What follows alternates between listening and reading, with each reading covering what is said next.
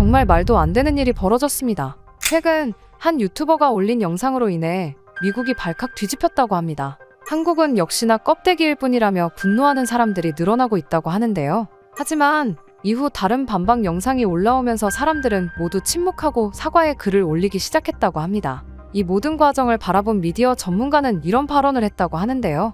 And a mortgage rate significantly increases the monthly payment, especially for low and moderate income. 대체 무슨 일이 있었던 걸까요? 안녕하세요. 저는 알렉스 멀로라고 합니다. 미국에 잘 나가는 여행 유튜버이죠. 하지만 요즘 제 유튜브 채널이 정체기에 빠졌습니다. 한때는 영상 하나만 올려도 100만 뷰를 훌쩍 넘기던 시절이 있었는데 말이죠. 이제는 절반도 채 되지 않는 숫자에 만족해야 하는 처지가 됐습니다. 매일 밤 분석 화면을 들여다보며 한숨만 늘어갔어요. 그러던 어느 날이었습니다. 유튜브 알고리즘이 추천한 영상 하나가 눈에 띄었죠. 한국 이미 끝났다. 사라지는 나라 제목부터 자극적이었습니다. 호기심에 클릭했어요. 화면에 등장한 사람은 브래드 콜먼이었습니다. 미국의 보수 성향 유튜버죠. 그는 한국의 자살률, 출산율, 과로 문화를 조목조목 비판하며 영상을 이어갔습니다. 심지어 한국인들이 외국인들을 하대한다는 영상도 있었죠. 내용의 진위 여부를 떠나 댓글창은 이미 난장판이 됐어요.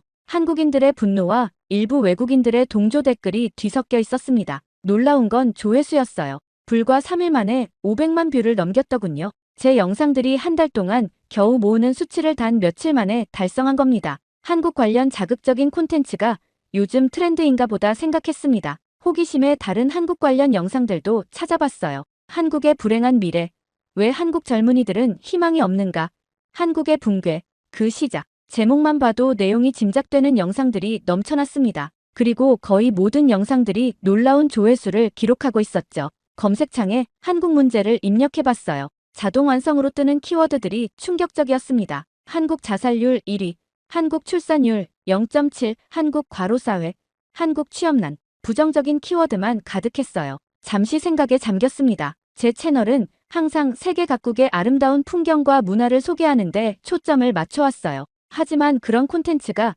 지금 시대에는 더 이상 먹히지 않는 걸까요? 자극적인 내용, 논쟁을 불러일으키는 주제가 더 관심을 받는 시대가 된 건가요? 스튜디오의 벽에 붙은 세계 지도를 물끄러미 바라봤습니다. 동아시아 지역에 시선이 고정됐어요. 한국이라는 작은 나라. 그동안 저는 한국에 크게 관심을 두지 않았습니다. 방문할 계획도 없었고 특별히 알고 싶은 마음도 없었죠. 하지만 지금은 달랐어요. 머릿속에 한 가지 아이디어가 떠올랐습니다. 저도 한국에 대한 콘텐츠를 만들면 어떨까? 한국은 왜 망했는가?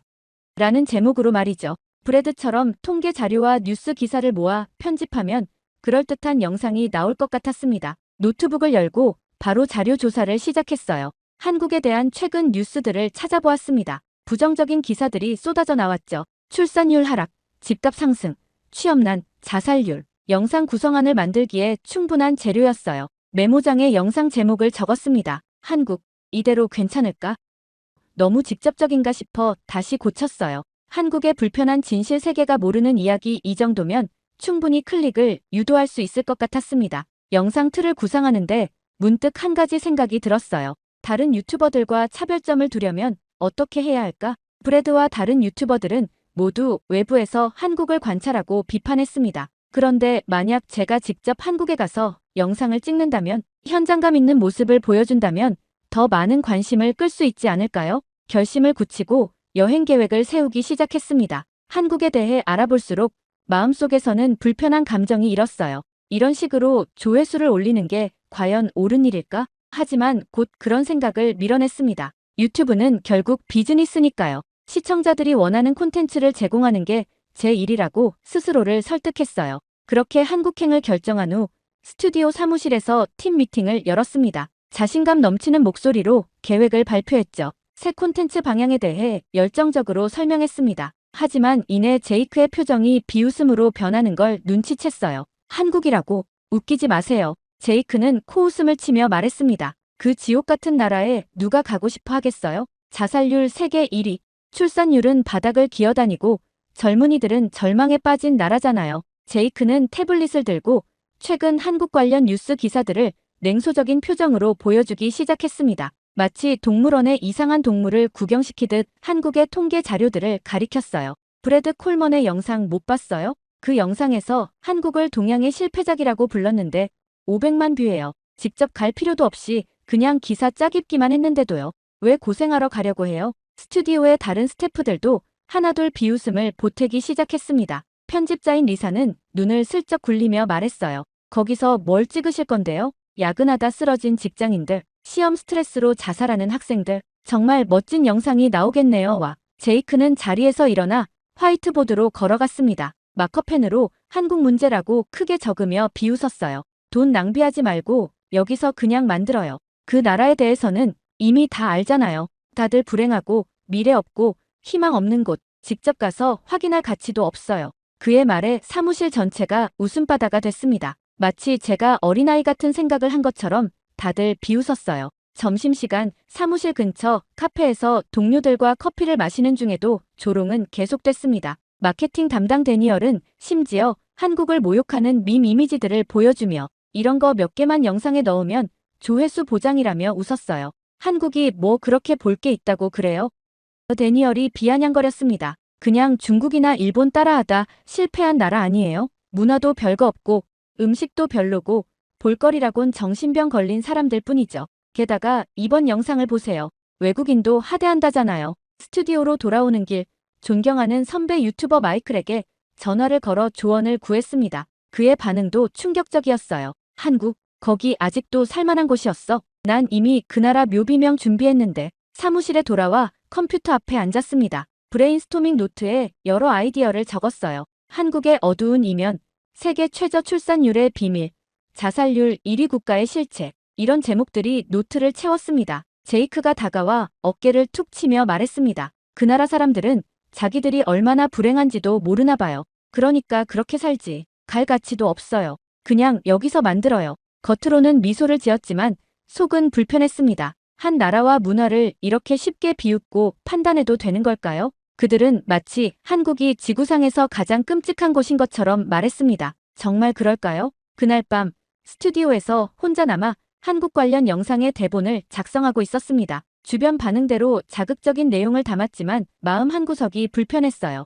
이렇게 편파적인 시선으로 한 나라를 재단해도 되는 걸까 하는 의문이 들었습니다. 하지만 조회수를 위해서는 어쩔 수 없다고 스스로를 합리화했어요. 무의식적으로 오래된 메일함을 열어보았습니다. 평소에는 잘 확인하지 않는 계정이었죠. 대부분 스팸과 광고 메일이 쌓여 있었습니다. 하지만 그중 하나가 눈에 띄었어요. 제목은 단순했습니다. 당신의 여행 영상이 제 인생을 바꿨습니다. 호기심에 메일을 열었어요. 발신자는 이소민이라는 한국인 구독자였습니다. 처음 봤을 때는 그저 평범한 팬 메일이라고 생각했지만 내용이 특별했어요. 메일에는 소민이 2년 전 제가 보여준 페루 안데스 산맥의 아름다움에 감동받아 배낭여행을 떠났고 그 여행이 인생을 완전히 바꿔놓았다는 이야기가 담겨 있었습니다. 요즘 인터넷에서 한국에 대한 영상들이 너무 자극적이고 사실과도 멀어서 안타까웠다는 내용이 이어졌어요. 소민은 우연히 제가 한국에 관심을 갖고 있다는 소식을 들었다고 했습니다. 처음엔 저마저도 그런 내용을 만들려나 싶어 걱정됐지만 제가 직접 경험하고 판단할 수 있는 사람이라는 믿음이 있다고 했어요. 화면을 내리며 계속 읽었습니다. 한국은 통계와 뉴스가 말하는 것보다 훨씬 더 복잡하고 아름다운 나라라는 내용이었어요. 물론 문제도 있지만 그 속에서도 매일 웃으며 살아가는 사람들, 전통과 현대가 공존하는 모습, 밤늦게도 안전하게 걸을 수 있는 거리 같은 것들은 숫자로 표현되지 않는다고 했습니다.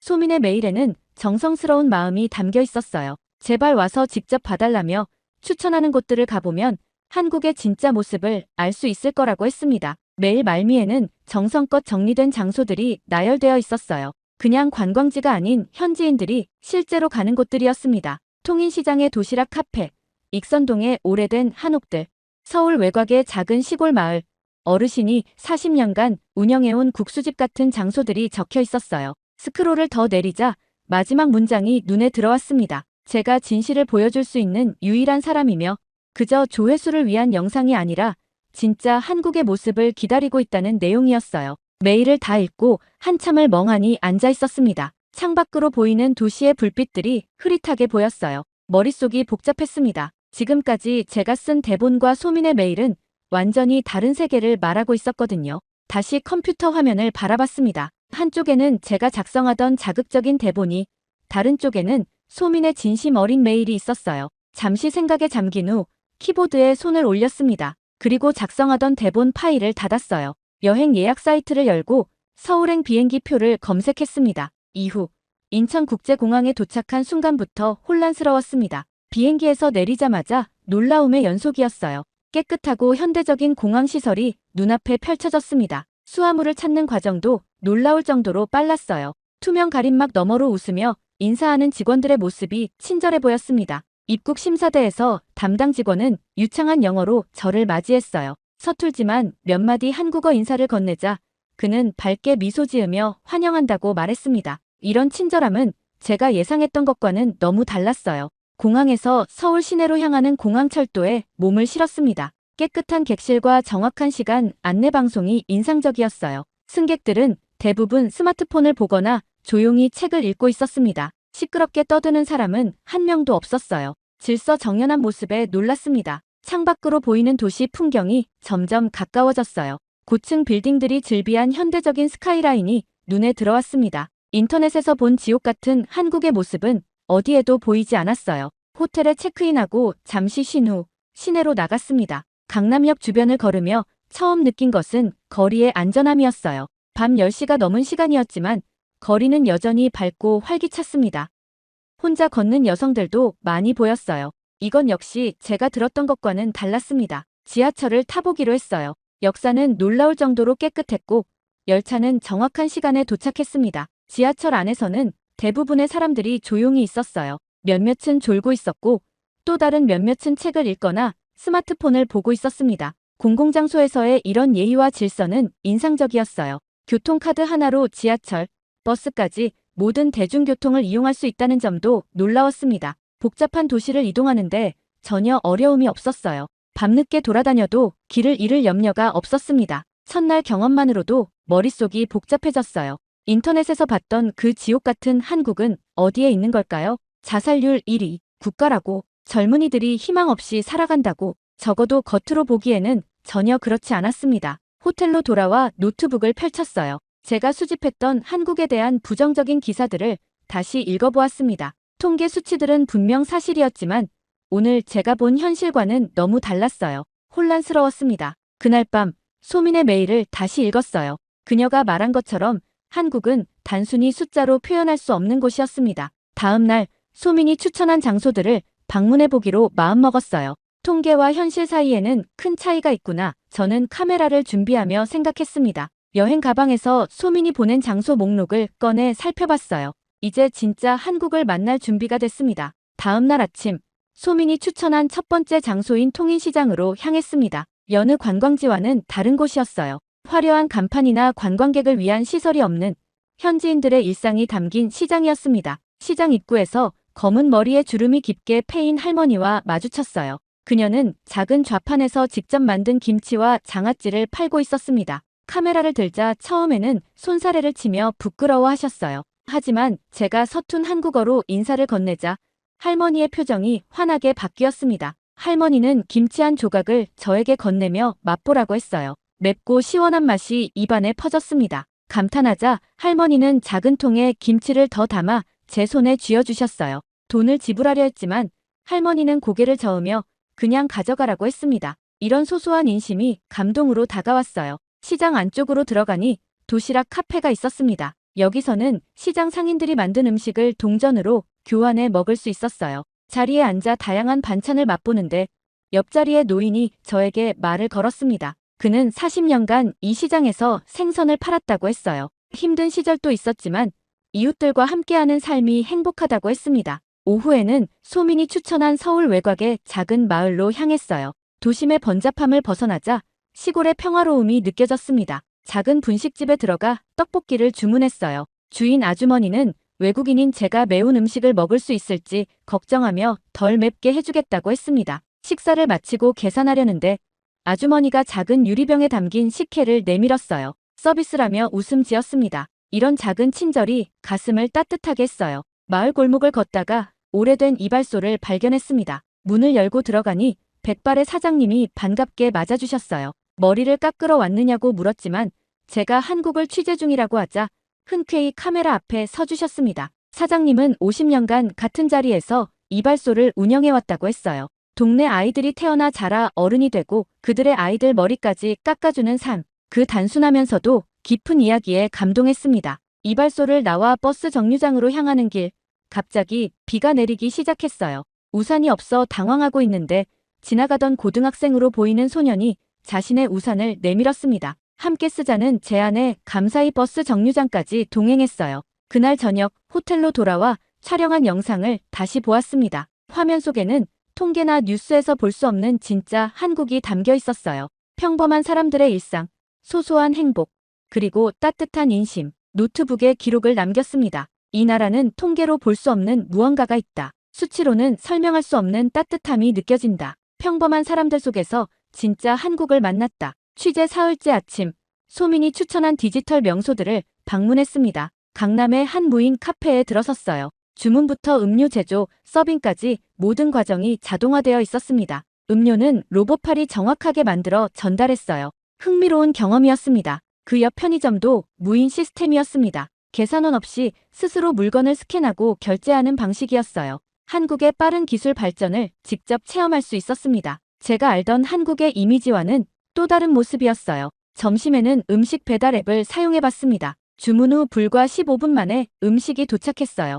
배달원은 오토바이가 아닌 전기 스쿠터를 타고 왔고 포장은 모두 친환경 소재였습니다. 음식의 맛도 놀라웠지만 배달 시스템의 효율성에 더 놀랐어요. 오후에는 상암동의 자율주행 시범구역을 방문했습니다. 여기서 자율주행 셔틀버스를 경험할 수 있었어요. 운전자 없이 정해진 경로를 따라 부드럽게 움직이는 버스를 보며 미래가 이미 시작됐음을 실감했습니다. 모든 것이 빠르고 효율적이었어요. 디지털 기술의 최첨단을 달리는 나라였습니다. 하지만 이런 현대적인 모습만이 한국의 전부는 아니었어요. 저녁에는 소민이 강력히 추천한 고궁 야간 개장을 찾았습니다. 경복궁의 고즈넉한 분위기가 현대적인 서울의 모습과는 완전히 달랐어요. 전통 한복을 입은 해설사의 안내를 들으며 궁을 거닐었습니다. 해설사는 조선시대의 역사와 문화에 대해 자세히 설명해 주었어요. 수백 년 전 건축된 목조 건물들이 현대도시 한가운데 그대로 보존되어 있는 모습이 인상적이었습니다. 특히 창덕궁의 후원은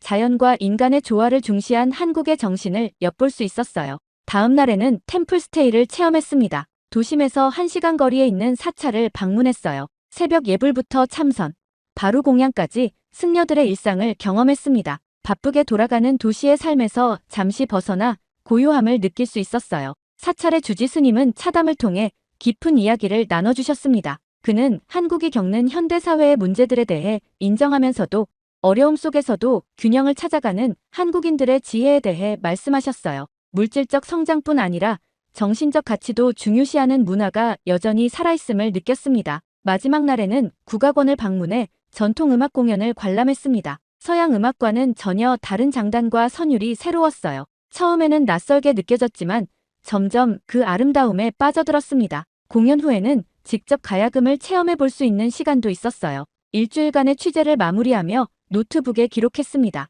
빠름 속에 고요함이 있고 미래 속에 뿌리가 있다. 이런 나라가 또 있을까? 한국은 겉으로 보이는 통계 너머에 깊은 문화적 정체성과 균형이 있는 곳이다. 그렇게 한국에서의 일정을 마치고 미국으로 돌아온 후 저는 바로 편집실에 들어갔습니다. 촬영한 영상들을 하나하나 살펴보는데 가슴이 뭉클해졌어요. 처음 계획했던 영상과는 전혀 다른 내용이 눈앞에 펼쳐져 있었습니다. 제이크가 편집실 문을 열고 들어왔습니다. 그는 제가 가져온 영상들을 보더니 놀란 표정을 지었어요. 예상했던 비판적인 내용이 아니라 한국의 아름다운 모습들이 담겨 있었으니까요. 며칠 동안 밤을 새워가며 영상을 편집했습니다. 도시의 현대적인 모습과 전통이 공존하는 풍경, 친절한 사람들의 이야기, 그리고 제가 직접 경험한 한국의 진짜 모습들을 담았어요. 마지막으로 영상 도입부의 진심 어린 고백을 녹음했습니다. 완성된 영상을 업로드하기 전 팀원들에게 시사회를 열었어요. 영상이 시작되자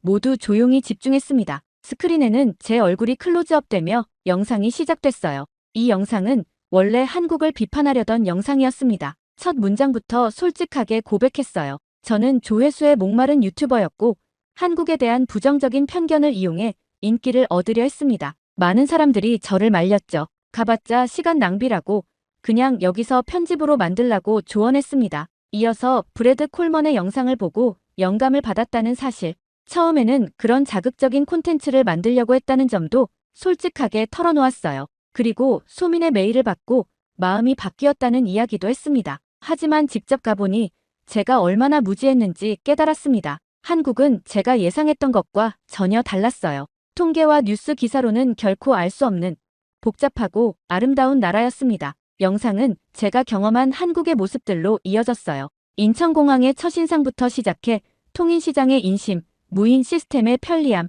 고궁의 아름다움, 사찰에서의 고요한 시간까지 모든 순간이 진심을 담아 편집되었습니다. 마지막 부분에서는 소민에게 감사 인사를 전했어요. 당신의 메일이 제 시선을 바꿨습니다. 한국은 끝난 나라가 아니라 오히려 다시 일어서는 나라입니다. 문제가 없는 것은 아니지만 그 문제들을 직면하고 해결해 나가려는 의지가 있는 곳이죠. 영상이 끝나자 편집실은 잠시 침묵에 빠졌습니다. 그리고 제이크가 먼저 말을 꺼냈어요. 알렉스, 정말 솔직한 영상이네. 우리가 얼마나 편견에 사로잡혀 있었는지 보여주는군. 다른 팀원들도 긍정적인 반응을 보였습니다. 리사는 눈시울을 붉히며 말했어요. 처음으로 한국이 어떤 나라인지 이해하게 됐어요. 수치로만 판단했던 내 자신이 부끄럽네요.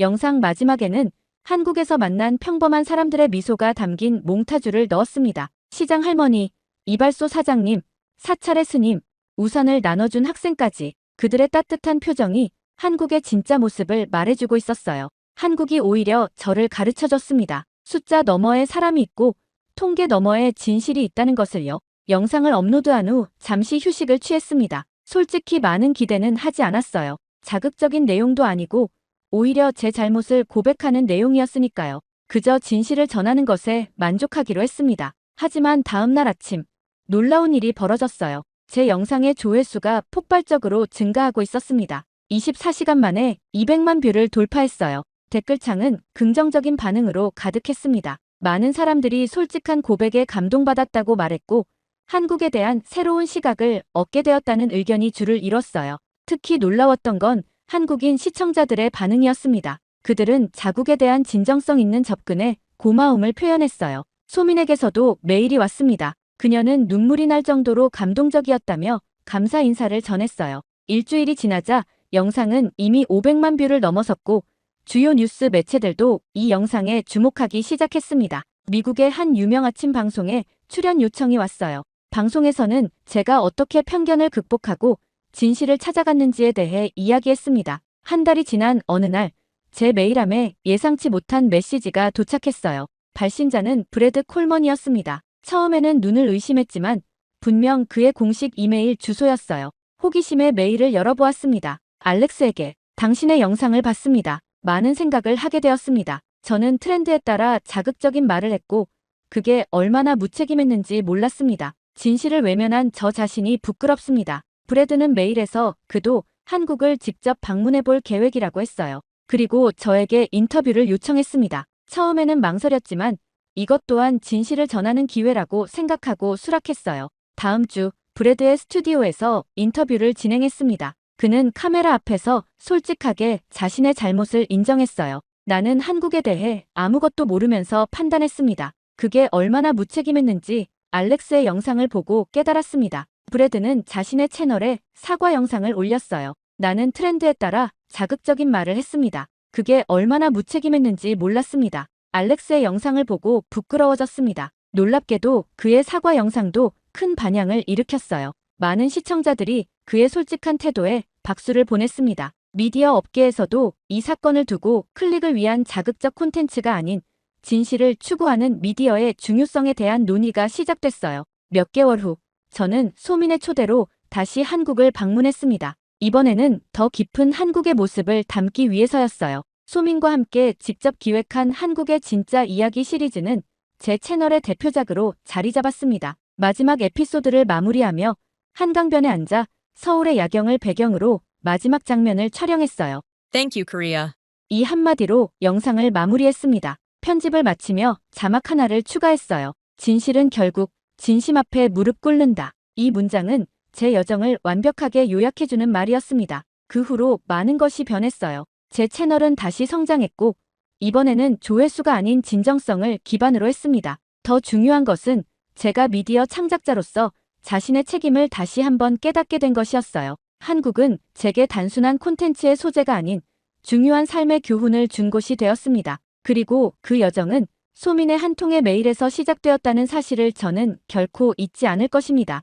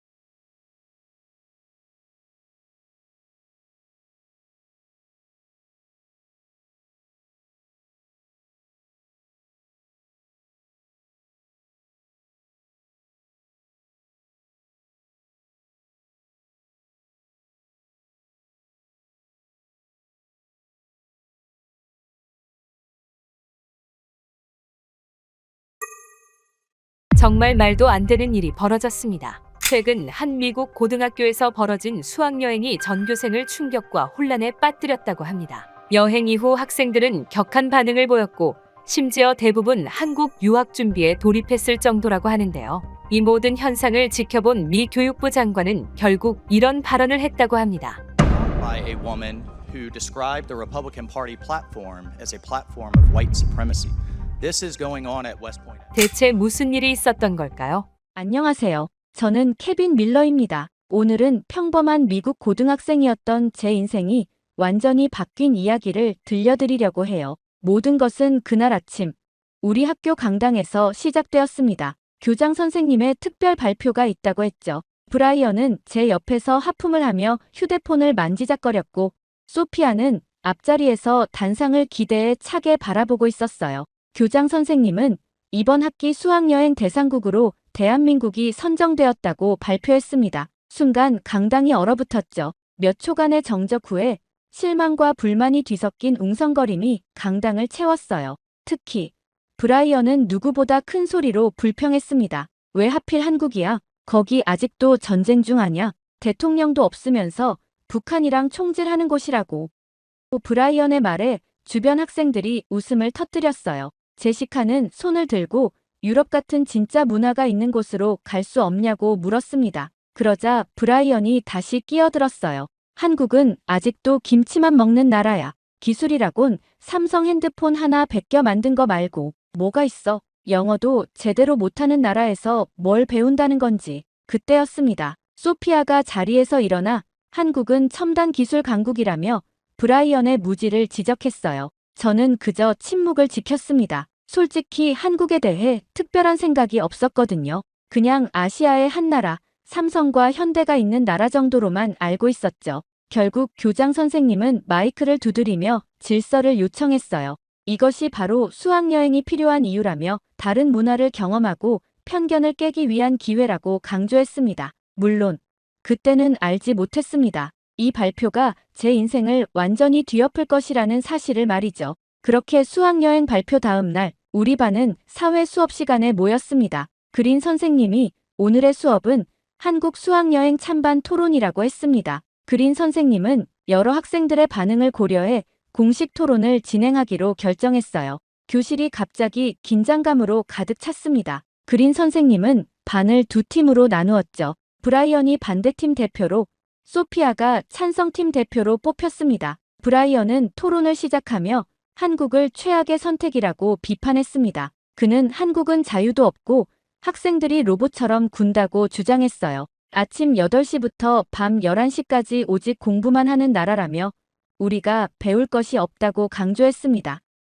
그는 한국 학생들의 자살률과 과도한 학업 스트레스에 대한 기사를 증거로 제시했어요. 이런 나라에 가서 우울증을 어떻게 얻는지 배우겠냐는 비아냥까지 했습니다. 그의 말에 교실에서 몇몇 학생들이 웃음을 터뜨렸어요. 소피아가 자리에서 일어났습니다. 그녀는 브라이언의 말이 완전한 편견이라고 반박했어요. 한국은 세계 최고 교육국가 중 하나이며 PISA 국제학업 성취도 평가에서 항상 상위권이라고 설명했습니다. 공부를 열심히 하는 것은 사실이지만 그것은 교육을 중요시하는 문화 때문이라고 강조했어요. 소피아는 한국의 혁신적인 교육 방법과 창의성 개발 프로그램에 대한 자료를 보여주었습니다. 한국은 단순히 암기만 하는 나라가 아니라 창의적 문제 해결 능력을 키우는 교육으로 변화하고 있다고 설명했어요. 브라이언은 코웃음을 치며 한국의 창의성에 의문을 제기했습니다. 그저 미국과 일본의 기술을 복제하는 데 능할 뿐이라고 주장했어요.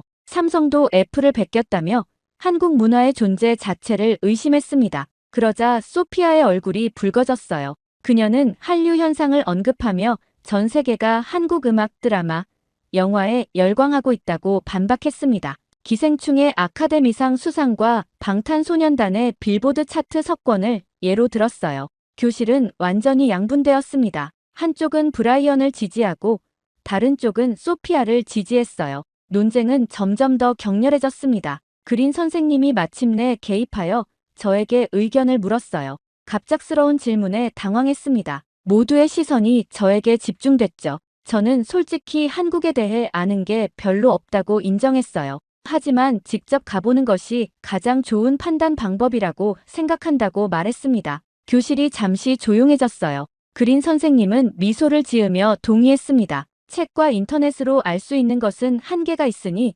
직접 경험해보는 것이 중요하다고 강조했어요. 브라이언은 여전히 불만스러운 표정으로 시간 낭비라며 차라리 하와이에 가는 게 낫다고 투덜거렸습니다. 소피아는 승리한 듯한 표정으로 브라이언의 생각이 한국에 가면 완전히 바뀔 거라고 자신했어요. 그린 선생님은 다음 주부터 한국어와 문화에 대한 기본 수업을 시작한다고 알렸습니다. 수학여행은 한 달 후라며 모두 준비할 것을 당부했어요. 그렇게 한 달간의 한국어와 문화 수업이 빠르게 지나갔습니다. 이제 드디어 한국으로 떠나는 날이 되었어요. 인천행 비행기가 오후 1시에 출발한다는 공지를 받고 아침 일찍 공항에 모였습니다.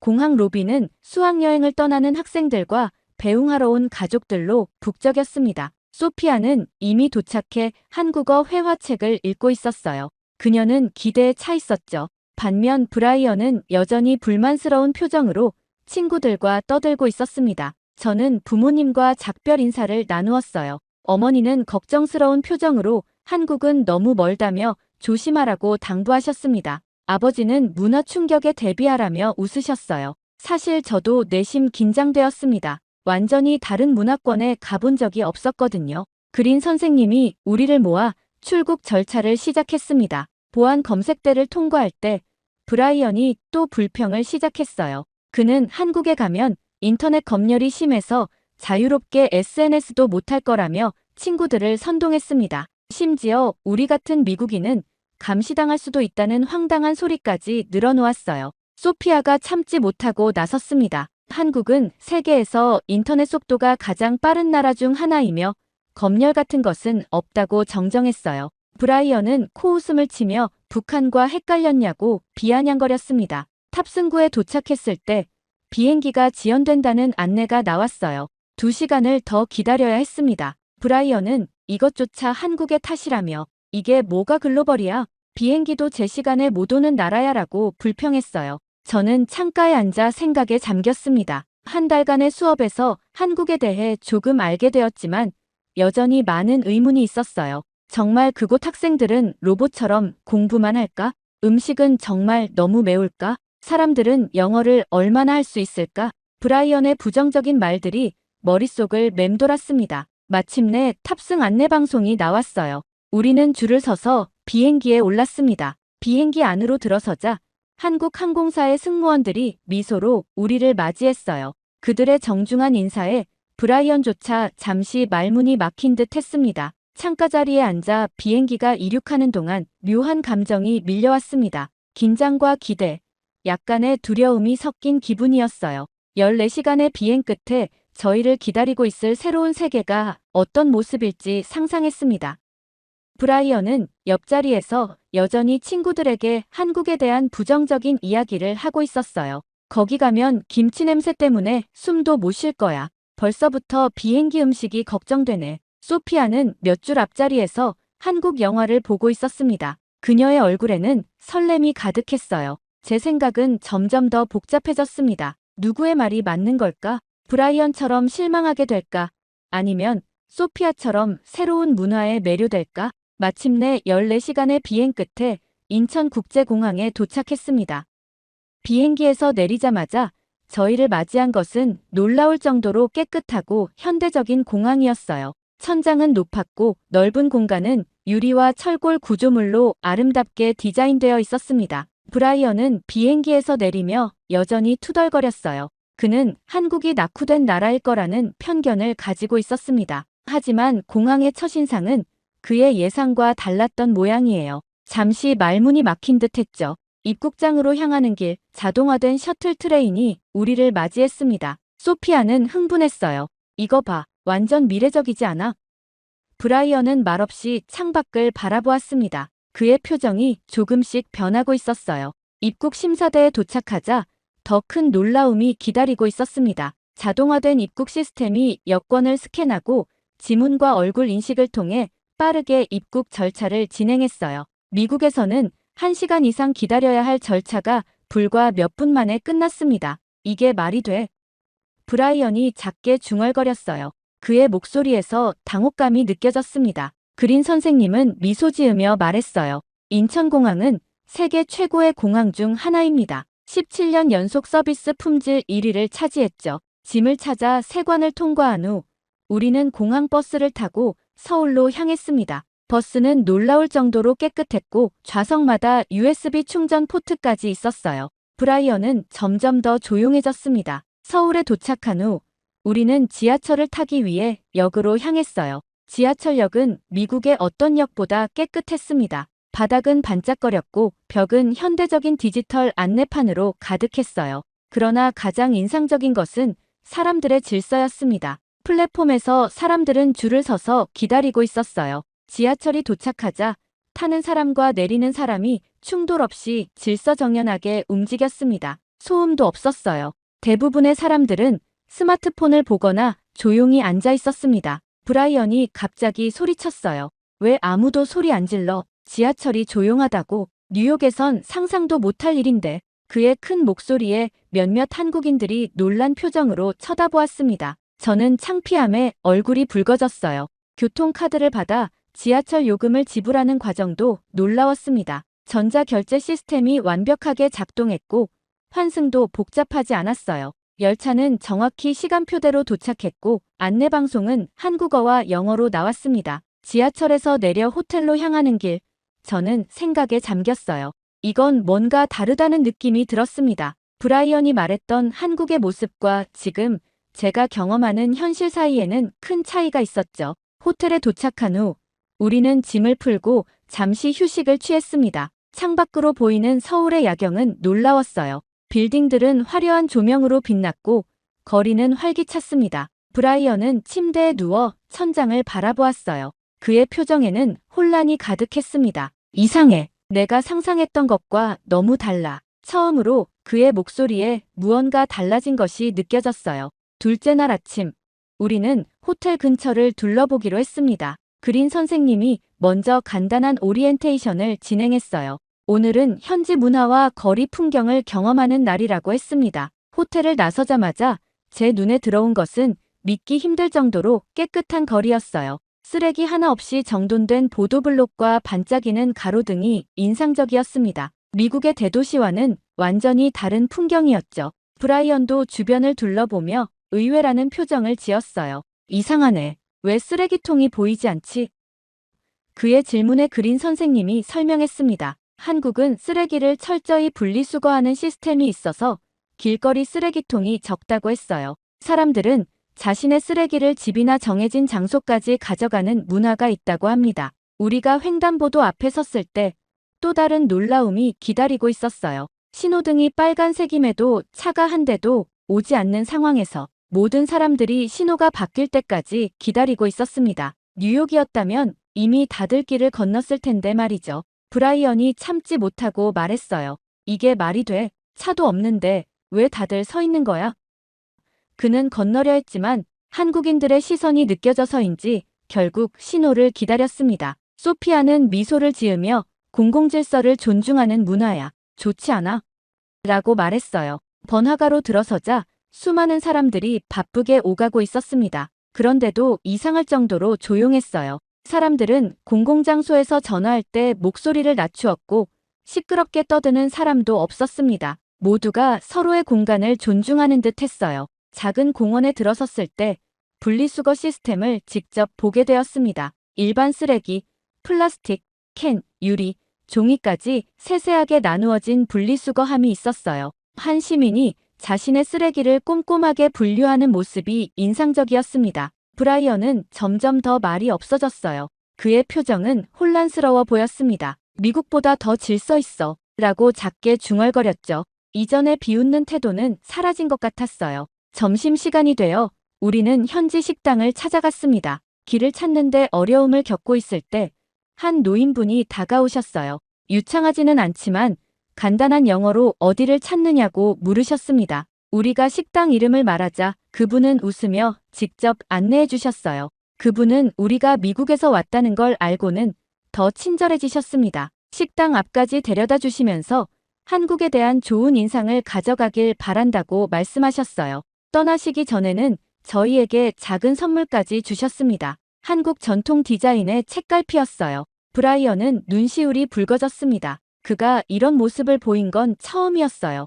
왜 이렇게 친절하지? 우리는 그냥 외국인인데 라고 말했습니다. 식당으로 들어가며 저는 깊은 생각에 잠겼어요. 하루 만에 보고 경험한 한국의 모습은 브라이언이 말했던 것과는 너무 달랐습니다. 질서, 청결, 상호 존중, 친절함. 이런 가치들이 일상에 깊이 녹아있는 나라였어요. 소피아가 웃으며 말했습니다. 이제 알겠어. 이게 진짜 한국이야. 브라이언은 아무 말도 하지 않았지만 그의 눈빛이 달라져 있었어요. 무언가가 그의 마음속에서 변하기 시작한 것 같았습니다. 다음 날 아침, 저희는 한국 고등학교를 방문했습니다. 그린 선생님이 미리 준비해둔 교복으로 갈아입었어요. 처음 입어보는 교복은 낯설었지만 신기하게도 모두가 단정해 보였습니다. 학교 정문에 도착하자 한국 학생들이 줄을 서서 우리를 맞이했어요. 그들은 깊이 허리를 숙이며 인사했습니다. 브라이언은 어색하게 고개만 끄덕였지만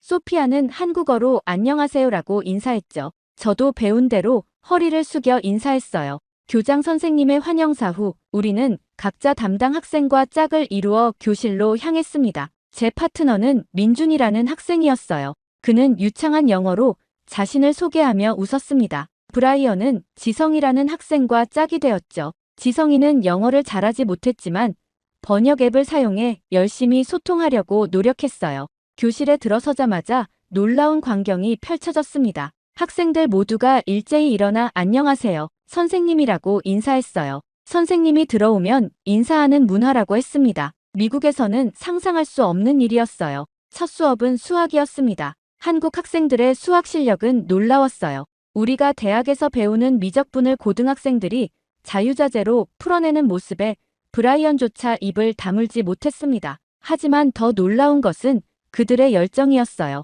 질문이 있으면 적극적으로 손을 들고 서로 토론하며 문제를 해결해 나갔습니다. 쉬는 시간, 민준이 저에게 학교 시스템에 대해 설명해 주었어요. 한국 학생들은 보통 아침 8시부터 저녁까지 학교에 있다고 했습니다.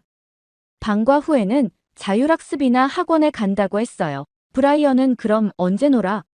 라고 물었습니다. 지성이는 웃으며 주말에, 그리고 짧은 시간이라도 친구들과 함께하면 행복해라고 대답했어요. 점심시간이 되자 또 다른 놀라움이 기다리고 있었습니다. 학생들은 질서정연하게 줄을 서서 급식을 받았어요. 급식은 다양한 반찬과 국, 밥으로 구성되어 있었습니다. 브라이언은 김치를 보고 망설였지만 용기를 내어 한 입 먹어보더니 의외로 맛있다며 놀라워했어요. 더 놀라운 것은 학생들이 자신의 식판을 직접 정리하는 모습이었습니다. 음식물 쓰레기, 일반 쓰레기, 재활용품까지 분류하여 버리고 식판을 깨끗이 정리했어요. 미국에서는 대부분 누군가가 치워주기를 기대하는데 여기서는 모두가 자신의 책임을 다했습니다. 오후에는 팀 프로젝트 활동이 있었어요. 한국 학생들과 미국 학생들이 섞여 4인 1조로 팀을 이루었습니다. 주제는 양국의 청소년 문화 비교였어요.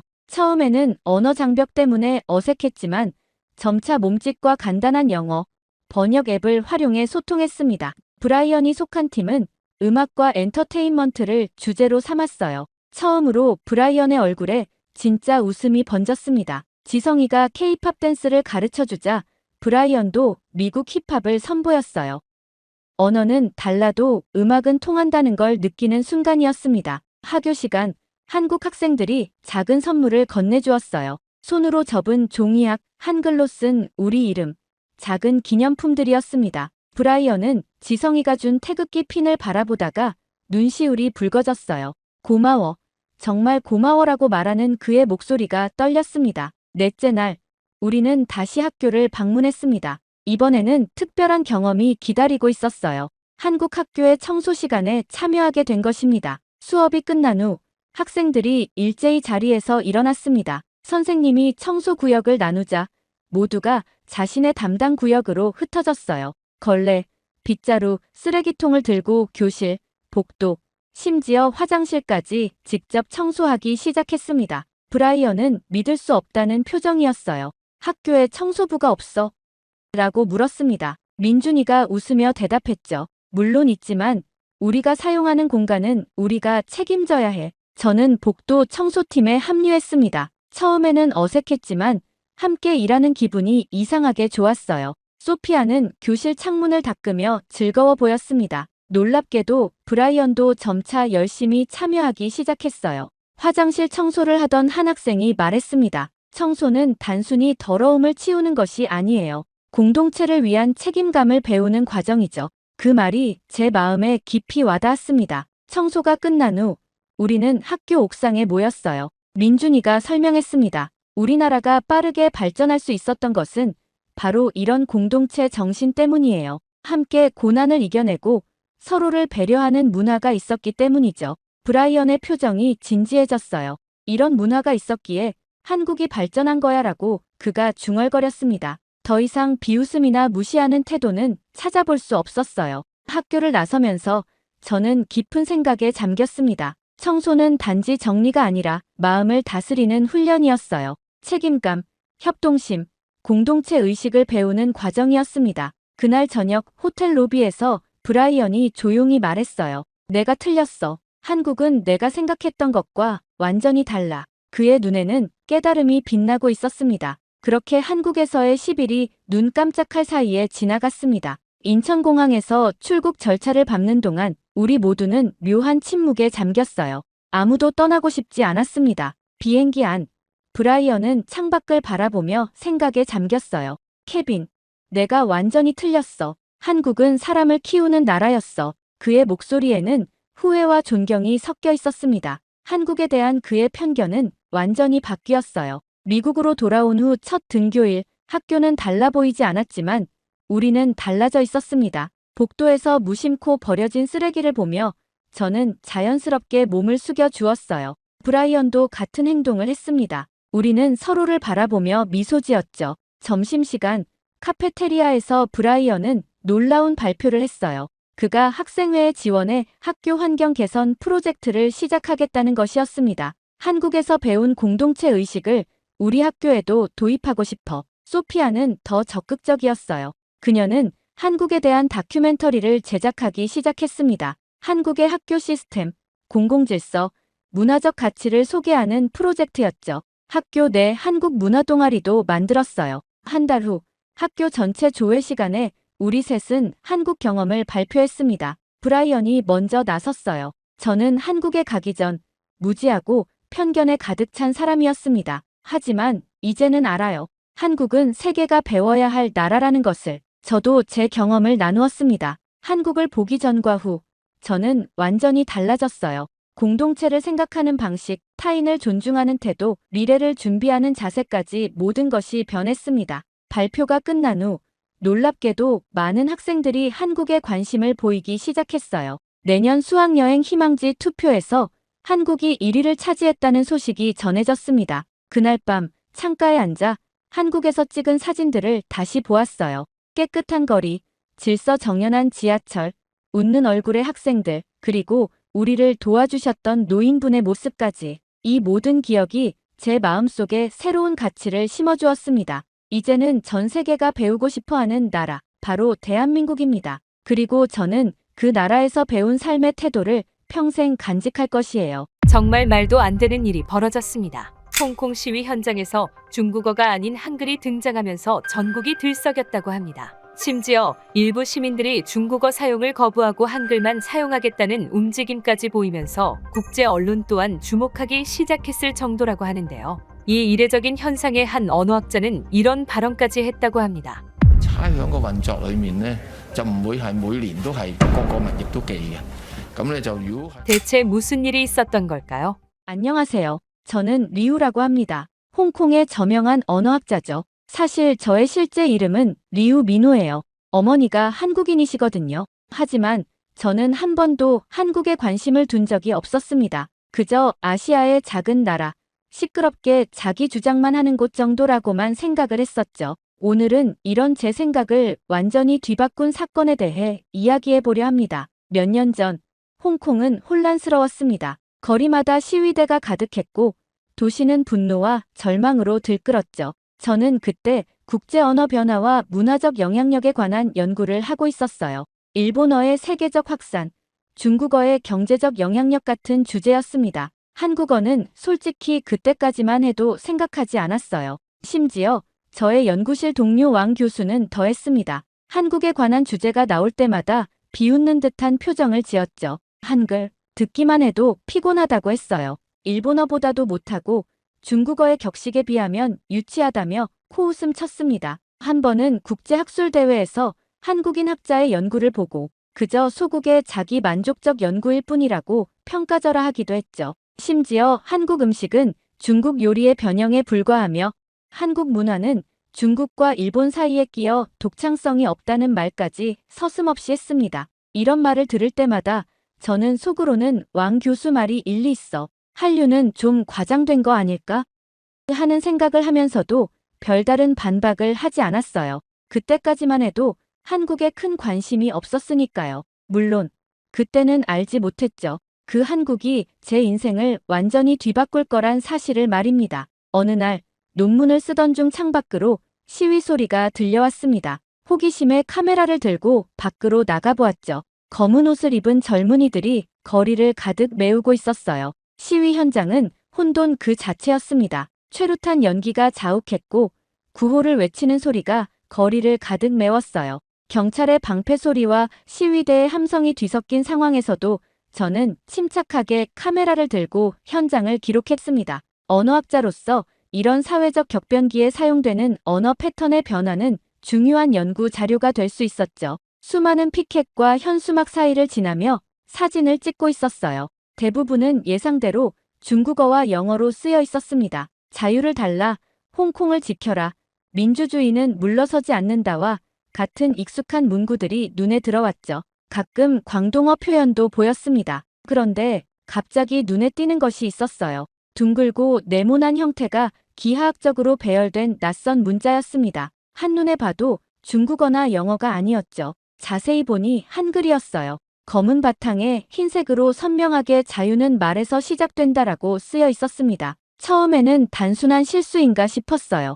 어쩌면 한국인 관광객이나 한류 팬이 그냥 지나가다 합류한 건가 했죠. 하지만 몇 걸음 더 걸어가면서 두 번째, 세 번째 한글 피켓을 발견했습니다. 우리는 침묵하지 않는다. 진실은 감추어지지 않는다.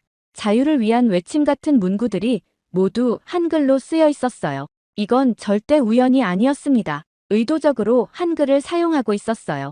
게다가 피켓을 든 사람들은 모두 홍콩인으로 보였습니다. 한국인이 아니었죠. 이들은 왜 한글을 선택한 걸까요? 중국어로 쓰면 당국에 바로 감지될 위험이 있다고 해도 영어를 사용하면 되는데 말이에요. 홍콩에서 왜 하필 한글일까요? 중국어도 영어도 아닌 한글이 왜 시위 현장에 등장한 것일까? 학문적 호기심이 솟구쳤습니다. 카메라의 줌 기능을 활용해 멀리 있는 피켓들도 확인했어요. 놀랍게도 꽤 많은 한글 피켓이 보였습니다. 적어도 시위대 10명 중 1명은 한글 피켓을 들고 있었어요. 분명 이유가 있을 거라고 생각했습니다. 연구실에서 찍은 사진들을 컴퓨터로 옮기고 있을 때 왕 교수가 들어왔습니다. 모니터에 띄워진 한글 피켓 사진을 보더니 흥미로운 발견이냐고 물었어요. 저는 흥분된 목소리로 이 이상한 현상을 설명했습니다. 왕 교수의 반응은 예상대로였죠.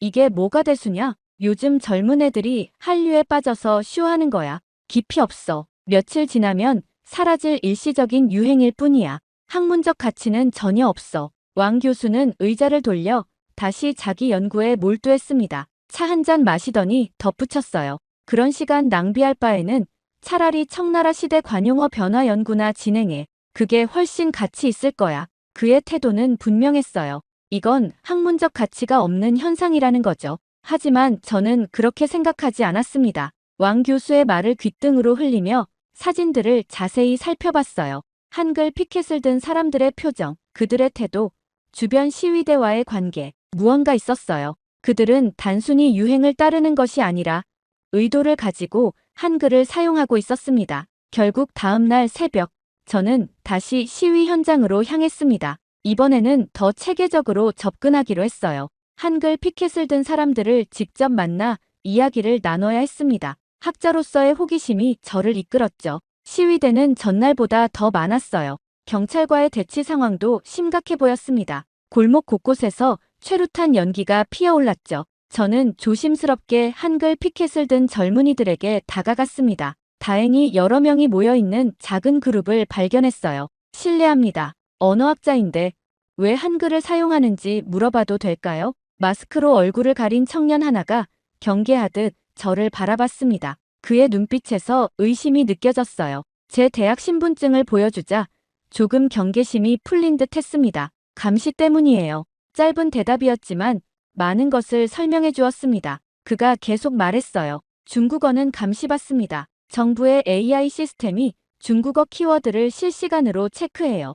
영어도 마찬가지고요. 하지만 한글은 그들의 시스템이 잘 인식하지 못해요. 다른 청년이 한 걸음 다가왔습니다. 한글은 우리의 이야기를 자유롭게 쓸 수 있게 해줘요. 정부가 이해하지 못하는 언어니까요. 한국 드라마를 통해 한글을 배웠어요. 지금은 우리의 저항 수단이 되었죠. 그들의 설명을 듣고 있자니 언어가 단순한 소통 도구를 넘어 저항의 무기가 될 수 있다는 사실이 놀라웠습니다. 한글은 그들에게 자유의 언어였어요. 제가 더 많은 것을 알고 싶다고 하자 그들은 저를 근처 카페로 안내했습니다. 거기서 5명의 젊은이를 더 만났어요. 모두 20대 초반이었죠. 이들은 비공식적인 한글 학습 모임을 운영하고 있었습니다. 한국 드라마와 K-팝 가사를 통해 한글을 배우고 그것을 시위 문구로 활용하고 있었어요.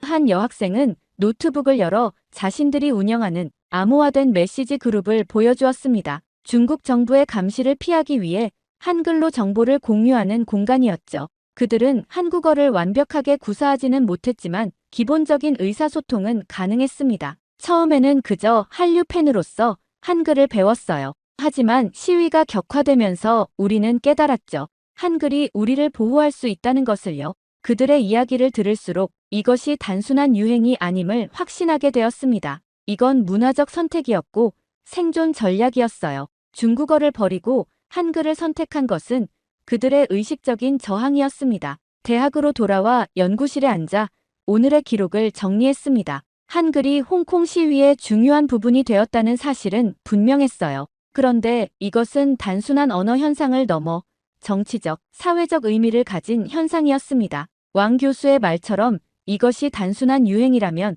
곧 사라질 것입니다. 하지만 제 직감은 달랐어요. 이 현상은 계속될 것이고 어쩌면 더 확산될지도 모릅니다. 그리고 그 중심에는 한글이 있었죠. 자유를 향한 외침으로서의 한글. 이것은 제가 연구해야 할 가치가 있는 주제라고 확신했습니다. 그렇게 홍콩에서의 한글 현상을 연구한 지 2달이 지났습니다. 사태는 점점 심각해졌어요. 시위는 격화되었고 한글 사용자들은 더 늘어났습니다. 저는 그들의 대화방에 초대받아 한글로 된 메시지들을 번역하는 일을 돕기도 했죠. 하지만 근본적인 의문이 남았습니다. 한글은 정말 그들이 말하는 것처럼 특별한 문자일까요? 연구실에서 밤을 새워 한글 관련 논문과 자료들을 읽었습니다. 놀라운 사실들이 많았어요. 한글은 단순한 문자가 아니라 과학적 원리와 철학이 담긴 체계였습니다. 그리고 그 배경에는 모든 백성이 쉽게 글을 배울 수 있도록 하려는 세종대왕의 의지가 있었죠.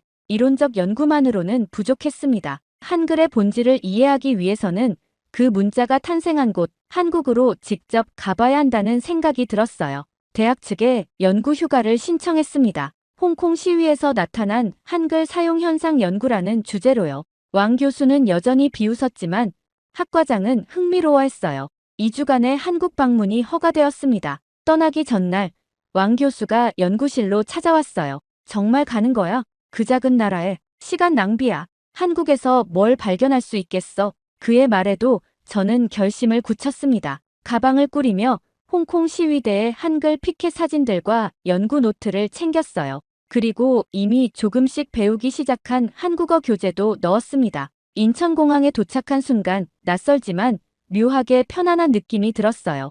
공항은 깨끗하고 질서정연했습니다. 벽면을 가득 채운 한글 안내판들이 눈에 들어왔어요. 지금까지 책과 사진으로만 보던 한글이 이제는 현실이 되어 저를 둘러싸고 있었습니다. 입국 심사 공무원이 영어로 물었어요. 방문 목적이 무엇인가요? 연구입니다. 한글을 연구하러 왔어요. 공무원의 표정이 밝아졌습니다. 간단한 한국어 인사를 건네자 더욱 친절하게 대해주었어요.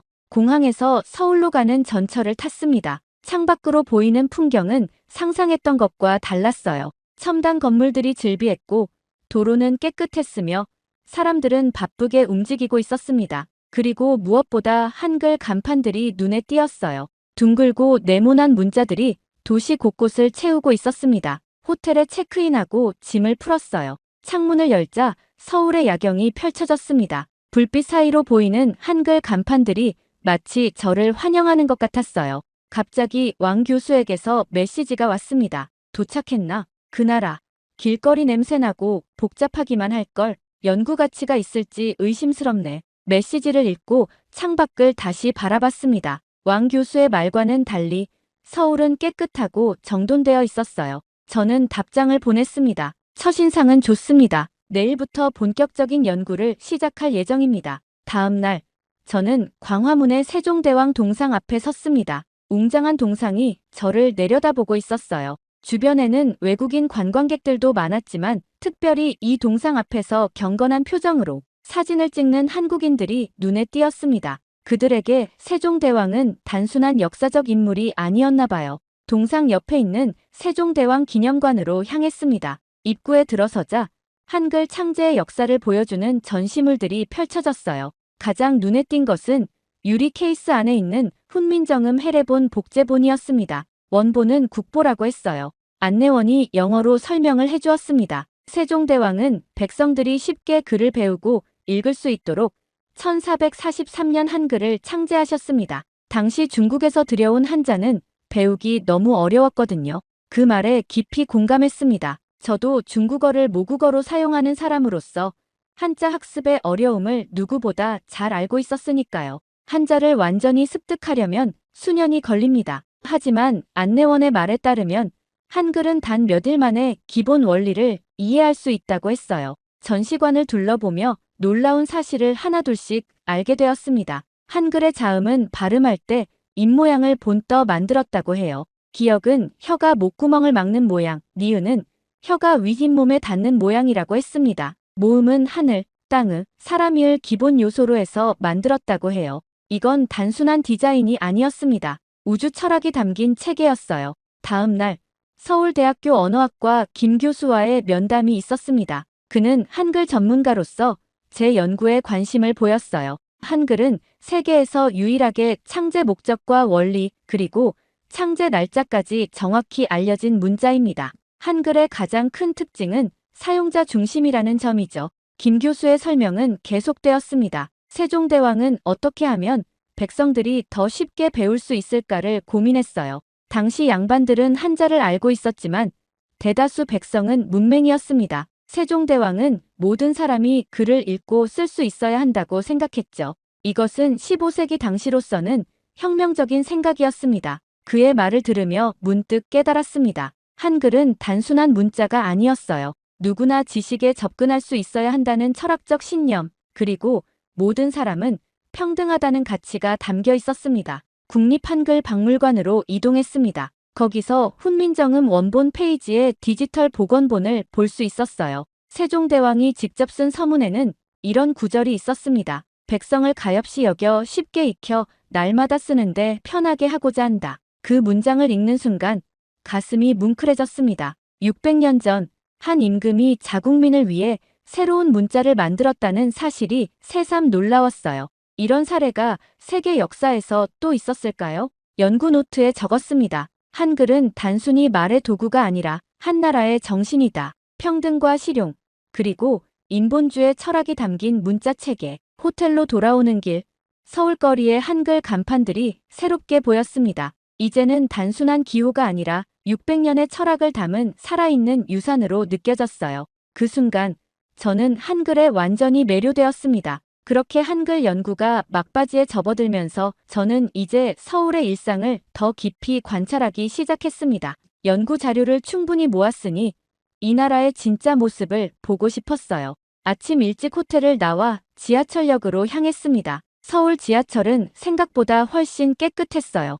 홍콩의 지하철도 깨끗하지만 서울은 더 정갈했습니다. 그런데 더 놀라운 건 사람들의 질서였어요. 출퇴근 시간임에도 사람들은 줄을 서서 차분히 지하철을 기다렸습니다. 아무도 새치기 하지 않았어요. 지하철 안에서 눈에 띈 것은 노약자석이었습니다. 홍콩에도 물론 있지만 서울에서는 젊은이들이 실제로 그 자리를 비워두는 모습이 인상적이었어요. 한 할머니가 타자 즉시 자리를 양보하는 청년의 모습에 마음이 따뜻해졌습니다. 명동에 도착했어요. 쇼핑의 중심지라고 들었습니다. 거리는 깨끗했고 질서정연했어요. 한 가게에 들어가 물건을 구경했는데 점원이 과하게 따라다니지 않았습니다. 홍콩이나 중국에서는 흔히 볼 수 없는 광경이었죠. 구매를 결정하고 카드를 내자 놀라운 일이 벌어졌습니다. 결제 시스템이 믿을 수 없이 빨랐어요. 몇 초 만에 모든 것이 끝났습니다. 점심때가 되어 식당에 들어갔습니다. 메뉴판은 당연히 한글이었지만 QR코드를 스캔하니 영어, 중국어, 일본어로 된 메뉴가 스마트폰에 나타났어요. 이런 세심함이 인상적이었죠. 음식을 먹는 동안 옆 테이블의 가족들이 조용히 대화를 나누는 모습이 보였습니다. 중국 식당의 시끌벅적한 분위기와는 달랐어요. 오후에는 시장을 방문했습니다. 한 할머니가 야채를 팔고 계셨어요. 제가 외국인임에도 친절하게 대해주셨습니다. 심지어 맛보라며 귤 하나를 건네주셨죠. 그 순간 왕 교수의 말이 떠올랐습니다. 그 나라 사람들, 외국인에게 불친절하기로 유명해. 그의 말은 완전히 틀렸어요. 거리를 걷다가 한 청년 그룹이 눈에 띄었습니다. 그들은 쓰레기를 줍고 있었어요. 자원봉사라고 했습니다. 아무도 시키지 않았는데 자발적으로 환경을 깨끗이 하는 모습이 놀라웠어요. 저녁에는 한강공원을 찾았습니다. 많은 사람들이 자전거를 타거나 조깅을 하고 있었어요. 가족들은 돗자리를 펴고 소풍을 즐기고 있었죠. 그 평화로운 풍경 속에서 문득 한 가지 깨달음이 찾아왔습니다. 한글은 이 모든 것의 중심에 있었어요. 길거리 간판, 지하철 안내문, 메뉴판, 스마트폰 앱 모든 곳에 한글이 있었습니다. 사람들은 한글로 소통하고 한글로 정보를 나누고 한글로 감정을 표현했어요. 한글은 이 문화를 완성시키는 열쇠였습니다. 간결하면서도 과학적인 이 문자가 한국 사회의 효율성과 질서, 그리고 따뜻함의 바탕이 되고 있었어요. 호텔로 돌아오는 길, 핸드폰에서 왕 교수의 메시지가 왔습니다. 아직도 거기 있나? 뭐 흥미로운 것이라도 발견했어? 저는 답장을 보냈습니다. 네, 정말 많은 것을 발견했습니다. 이 나라, 생각보다 훨씬 대단합니다. 그렇게 연구 일정의 마지막 날이 되었습니다. 내일이면 홍콩으로 돌아가야 했어요. 아침에 일어나 창밖으로 서울의 풍경을 바라봤습니다. 열흘 전만 해도 낯설었던 이 도시가 이제는 친숙하게 느껴졌어요. 한글로 된 간판들, 질서 있는 거리, 친절한 사람들, 모든 것이 제 마음에 깊은 인상을 남겼습니다. 마지막으로 가보고 싶은 곳이 있었어요. 세종대로 근처의 조용한 북촌 한옥마을이었습니다. 그곳은 현대적인 서울 속에 전통이 살아 숨쉬는 공간이라고 들었어요. 한옥마을에 도착하니 정갈한 기와 지붕들이 눈에 들어왔습니다. 좁은 골목길을 따라 걸으며 전통 가옥들을 감상했어요. 한 작은 서점 앞에 멈춰 섰습니다. 한글로 책의 향기라고 쓰인 간판이 걸려 있었어요. 호기심에 안으로 들어갔습니다. 서점 안은 생각보다 넓었어요.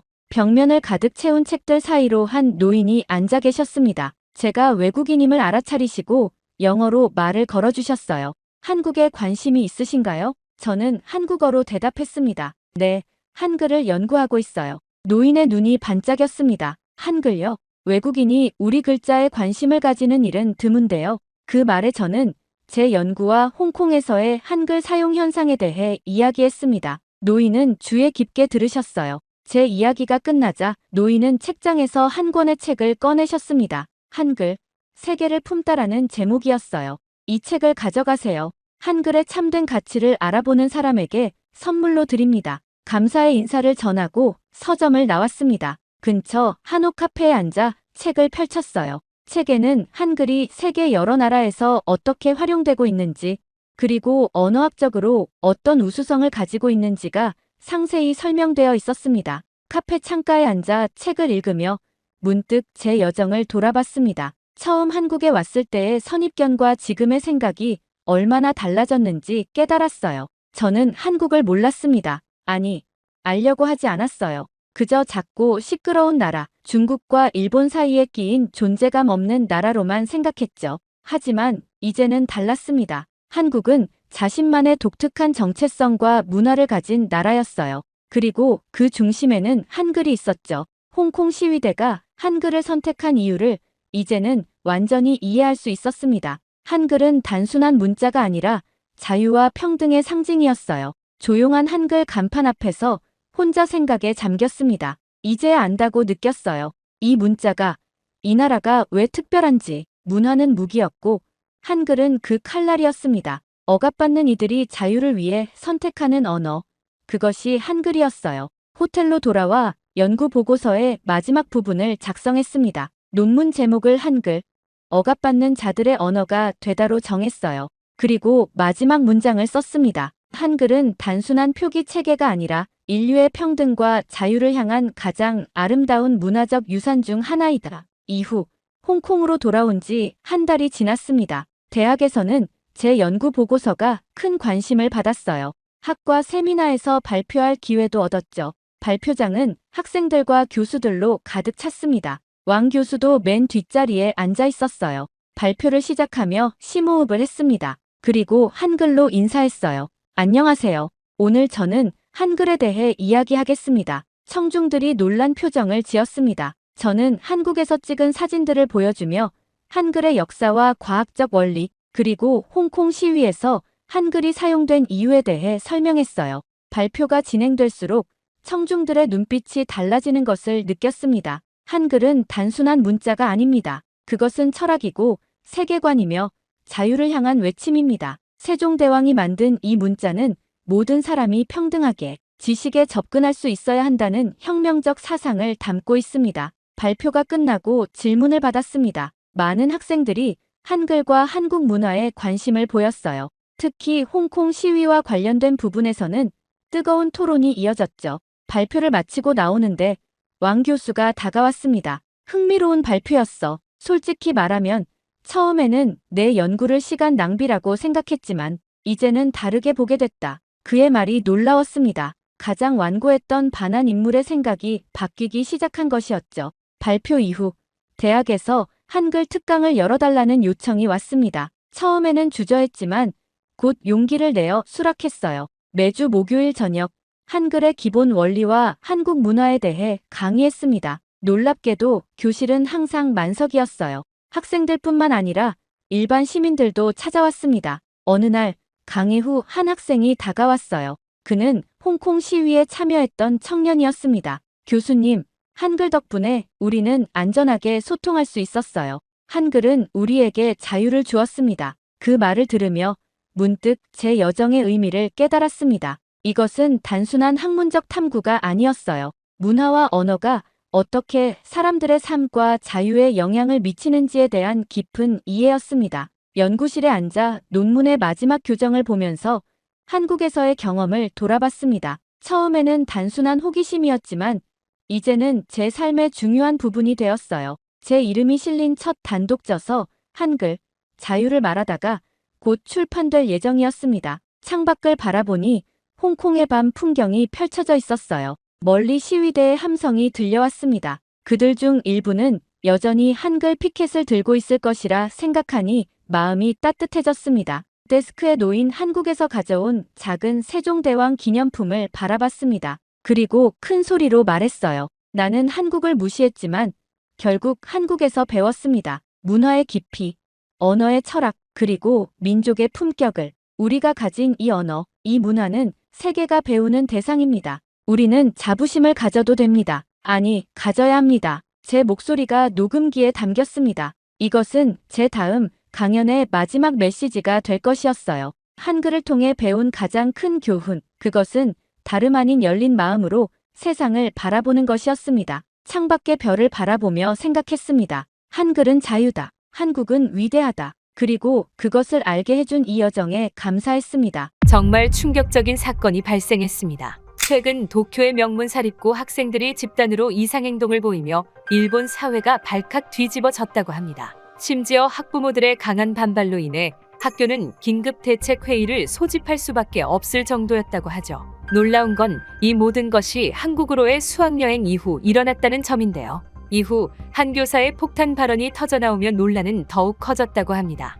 中小企業や労働組合のない職場で働く人を含む 대체 무슨 일이 있었던 걸까요? 안녕하세요. 저는 사토 나나미라고 합니다. 도쿄에 있는 가이세이 고등학교 3학년생이죠. 우리 학교는 일본에서 가장 명문이라 불리는 학교 중 하나예요. 정치인, 기업인, 학자 등 많은 인재를 배출했을 정도죠. 저 또한 일본 상류층 집안에서 자랐습니다. 아버지는 대기업 임원이시고 어머니는 관료 집안 출신이세요. 그래서 저는 어릴 때부터 일본의 전통적 가치관과 자부심을 강조하는 교육을 받아왔죠. 2차 대전 당시 일본군 출신이신 할아버지도 마찬가지셨습니다. 가족 모임이 있을 때마다 한국에 대한 부정적인 이야기를 하시곤 했죠. 할아버지는 한국이 늘 일본을 욕하면서도 일본 기술과 문화를 베낀다고 말씀하셨어요. 역사 문제를 이용해 일본을 괴롭히는 나라라는 말씀도 자주 하셨죠. 부모님도 이에 동조하며 한국을 좋지 않게 이야기하셨어요. 녹차를 마시며 할아버지의 말씀에 맞장구를 치는 아버지의 모습이 지금도 눈에 선합니다. 어머니는 조용히 앉아 계셨지만 표정만으로도 동의하고 계시다는 걸 알 수 있었죠. 하지만 그런 말씀을 들을 때마다 저는 의문이 들었습니다. 한국에 대해 직접 겪어본 것도 아니면서 너무 단정짓는 건 아닐까 하는 생각이 들었어요. 실제로 학교에는 한국 문화에 관심을 가진 친구들이 많았습니다. 미유키는 케이팝을 좋아했고 아카리, 유미, 사유리를 비롯한 많은 친구들이 한국 화장품만 고집했죠. 유카는 한국 드라마를 보며 울기도 했습니다. 그런 모습을 볼 때마다 한국은 우리와 별반 다를 게 없는 나라가 아닐까 하는 생각이 들었습니다. 하지만 이런 생각은 입 밖으로 꺼내지 않았습니다. 아직도 주변에는 한국을 극도로 싫어하는 사람들이 너무 많았거든요. 학교에서도 집에서도 말이죠. 괜히 이상한 소리 했다가 분위기만 이상해질까 봐 조심스러웠거든요. 가끔 인터넷에서 한국 관련 기사를 보다가도 누군가 들어올까 화면을 급히 닫곤 했습니다. 이런 분위기 속에서 저는 한국에 대한 생각을 혼자만 간직한 채 살아가고 있었습니다. 질문은 많지만 답을 구할 곳은 없었죠. 그러던 어느 날 담임 선생님이 평소와 다른 긴장된 표정으로 교실에 들어오셨습니다. 선생님은 3학년 수학여행에 관한 발표가 있다고 말씀하셨습니다. 모두의 시선이 교탁 위에 선 담임 선생님을 향했죠. 하와이, 발리, 아니면 싱가포르, 모두들 멋진 해외여행지를 기대하는 눈치였어요. 그러나 다음 순간 선생님의 입에서 나온 말은 충격적이었습니다. 한국입니다. 그 말이 떨어지자마자 교실은 순식간에 아수라장이 되었어요. 방금 전까지 조용했던 교실이 마치 폭풍우가 몰아치는 바다처럼 요동쳤습니다. 교실 여기저기서 왜 하필 한국이냐는 항의와 반일 감정이 심한 나라에 가는 것이 위험하지 않겠냐는 걱정, 차라리 일본 내에서 여행하자는 제안이 쏟아졌어요. 학생들의 항의가 빗발쳤죠. 교탁 앞에는 학생들이 몰려들었고 교실 곳곳에서 불만 섞인 목소리가 터져나왔습니다. 특히 같은 반의 야마모토 리카는 반에서 가장 큰 목소리로 항의했어요. 검은 머리카락을 흔들며 리카는 주먹을 불끈 쥐었습니다. 리카는 학교에 정식으로 항의해야 하고 자신의 부모님도 한국 여행을 절대 반대할 거라며 강하게 주장했어요. 리카가 흥분한 목소리로 말하자 다른 친구들도 동조하며 수학여행 취소를 요구했습니다. 결국 그날 오후 학부모들의 항의 전화가 학교로 빗발쳤다고 합니다. 우리 아이를 한국 같은 나라에 보낼 수 없다며 학교 측에 강하게 반발하는 부모들도 있었어요. 결국 학교는 학부모 설명회를 열기로 결정했습니다. 교무실을 오가는 선생님들의 얼굴이 모두 긴장된 표정이었어요. 담임 선생님은 안전성, 교육적 가치, 문화적 다양성을 강조하며 학부모들을 설득했다고 합니다. 담임 선생님은 UN 안전지수에서 한국이 일본보다 높은 점수를 받았다는 점, 매년 200만 명 이상의 일본 관광객이 한국을 방문한다는 통계, 그리고 전통과 현대가 공존하는 한국에서 학생들이 많은 것을 배울 수 있다는 교육적 가치를 강조했다고 해요. 설명의 결과 대다수의 학부모가 찬성하며 한국 수학여행이 확정되었어요. 하지만 학생들의 반발은 여전했습니다. 친구들은 학교가 미쳤다며 우리가 원하지도 않는 곳을 왜 가야 하는지 분노했어요. 야마모토 리카는 쉬는 시간마다 친구들을 모아 한국으로 가는 것을 막아야 한다. 라고 주장했지만 이미 결정된 일이라 막기는 힘들었습니다. 그렇게 시간이 흐르면서 친구들 사이에 미묘한 변화가 느껴졌어요. 처음에는 모두가 반대했던 한국 여행에 대해 조금씩 다른 목소리가 나오기 시작했습니다. 어느 날 쉬는 시간, 평소 조용하던 아유미가 조심스럽게 말을 꺼냈어요. 근데 한국 가는 거 그렇게 나쁘진 않을지도? 그 말에 교실 공기가 잠시 얼어붙는 것 같았습니다. 하지만 곧 미카도 동조하며 말했어요. 난 원래 한국 드라마 좋아했어. 직접 가서 보면 더 재미있을 것 같은데? 하루카도 용기를 내어 말했습니다. 한국 음식도 맛있다고 하잖아. 가서 진짜 한국 요리를 먹어보고 싶어. 처음에는 강하게 반발하던 친구들 중 일부가 점점 긍정적인 태도를 보이기 시작한 거예요. 그러자 교실 분위기가 묘하게 변했습니다. 마치 두 진영으로 나뉘는 것 같았어요. 야마모토 리카는 이런 변화를 못마땅하게 여겼습니다. 그녀의 얼굴이 순식간에 굳어지더니 싸늘한 목소리로 말했어요. 뭐야, 너네 친한이야? 그 말은 마치 얼음처럼 차갑게 교실에 떨어졌습니다. 리카는 계속해서 날카롭게 지적했어요. 우리 학교가 한국 가는 걸 정했다고 해서 내 생각까지 바뀐 거야. 우리가 그동안 한국한테 당한 게 얼만데. 리카의 말에 한국에 호의적인 발언을 했던 친구들은 움츠러들었어요. 특히 아유미는 고개를 푹 숙이고 말았죠. 마치 한국을 긍정적으로 보는 것만으로도 이상한 사람이 되는 분위기였습니다. 저는 이 모든 상황을 지켜보며 속으로 깊은 고민에 빠졌어요. 그냥 한국 여행일 뿐인데 왜 이렇게까지 반응이 심한 걸까? 한국에 대한 감정이 이렇게 양극화되는 이유가 궁금했습니다. 창밖으로 보이는 벚꽃잎이 바람에 흩날리는 모습을 바라보며 생각했어요. 우리가 배웠던 역사, 어른들이 들려주는 이야기, 그리고 실제 한국은 어떻게 다를까? 하지만 저는 여전히 제 생각을 입 밖으로 꺼내지 않았어요. 괜히 분위기를 더 이상하게 만들고 싶지 않았거든요. 책상 위 공책에 무의식적으로 그린 작은 동그라미들을 바라보며 침묵을 지켰습니다. 교실 밖복도에서는 다른 반 학생들도 비슷한 논쟁을 하는 소리가 들렸어요. 이제 학교 전체가 한국 수학여행에 대한 찬반으로 시끄러웠습니다. 수업이 끝나고 집으로 가는 길, 도서관에 들러 한국에 관한 가이드북을 몰래 펼쳐보았어요. 컬러풀한 서울의 야경, 전통 한옥마을, 현대적인 쇼핑센터. 생각보다 멋진 곳 같았습니다. 그리고 달력을 보니 한국으로 출발하는 날이 점점 다가오고 있었어요. 이제 2주 후면 직접 그곳에 가게 될 텐데 두려움과 기대가 뒤섞인 감정이 제 마음속에서 소용돌이쳤습니다. 2주 뒤 드디어 출국 당일이 왔습니다. 하네다 공항에 도착해 짐을 챙기며 주변을 둘러보았어요. 학생들의 표정은 여전히 어두웠습니다. 아, 진짜 가야 해?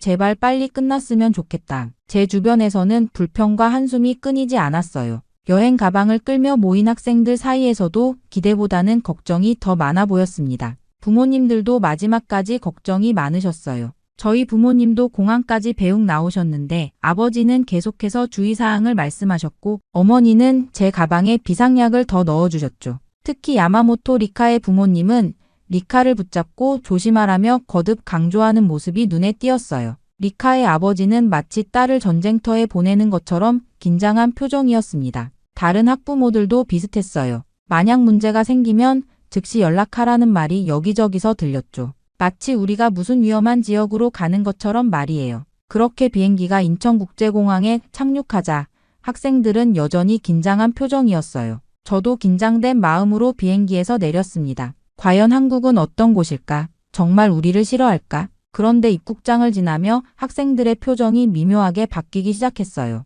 제 귀에 여기저기서 작은 감탄사가 들려왔습니다. 공항이 엄청 크잖아. 미유키가 입을 다물지 못하고 주변을 둘러보며 말했어요. 정말이지 인천국제공항은 상상했던 것보다 훨씬 크고 현대적이었습니다. 높은 천장과 넓은 공간, 깔끔한 디자인이 인상적이었어요. 와이파이가 일본보다 빠른데? 다른 친구가 스마트폰을 보며 놀란 목소리로 말했습니다. 저도 폰을 확인해 보니 정말 인터넷 속도가 빨랐어요. 공항 곳곳에 무료 와이파이 존이 있었고 연결도 쉽게 되었습니다. 가장 놀라웠던 건 스마트 안내 로봇이었어요. 로봇이 우리에게 다가와 일본어로 인사를 했을 때 모두가 놀란 표정을 지었습니다. 스마트 안내 로봇이 일본어로 말해주네? 하루카가 로봇 앞에서 서서 호기심 어린 눈으로 바라봤어요. 로봇은 친절하게 출구 방향과 환전소 위치를 알려주었습니다. 일본어로요. 자동 입국 심사 시스템을 이용할 때는 더 놀라웠어요. 일본보다 훨씬 빠르게 진행되는 시스템에 몇몇 학생들은 눈이 동그래졌습니다.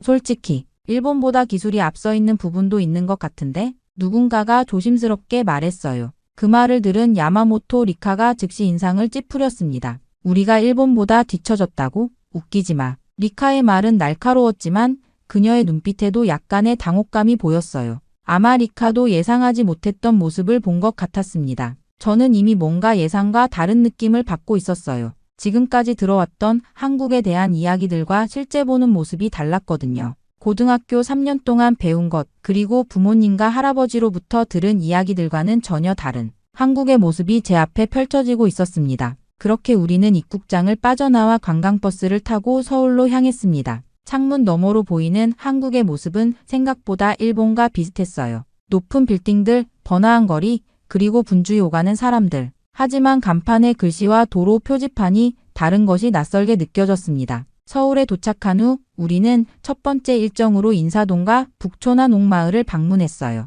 인사동 거리에 들어서자 전통과 현대가 공존하는 독특한 분위기가 느껴졌습니다. 좁은 골목길을 따라 전통 공예품 가게와 현대 갤러리가 나란히 있었어요. 이거 생각보다 재밌는데? 리카가 작은 목소리로 말했습니다. 주변에 있던 다른 친구들도 고개를 끄덕였어요. 처음에는 무표정하던 얼굴에 조금씩 미소가 번지기 시작했습니다. 북촌한 옥마을에 도착했을 때는 더 많은 감탄사가 터져 나왔어요. 전통적인 분위기가 살아있네. 일본 교토랑 비슷하기도 하고. 하루카가 말했습니다. 완만한 언덕길을 따라 늘어선 한옥들은 정갈하고 우아했어요. 저는 경사진 골목길을 오르며 푸른기와 지붕과 흰벽이 만들어내는 조화로운 풍경을 바라봤습니다. 우리가 배웠던 한국의 모습과는 달랐어요. 골목 중간에 있는 작은 도자기 가게로 들어갔습니다. 하얀 도자기에 푸른빛 그림이 그려진 작품들이 전시되어 있었어요. 가게 안으로 들어서자 놀라운 일이 벌어졌습니다.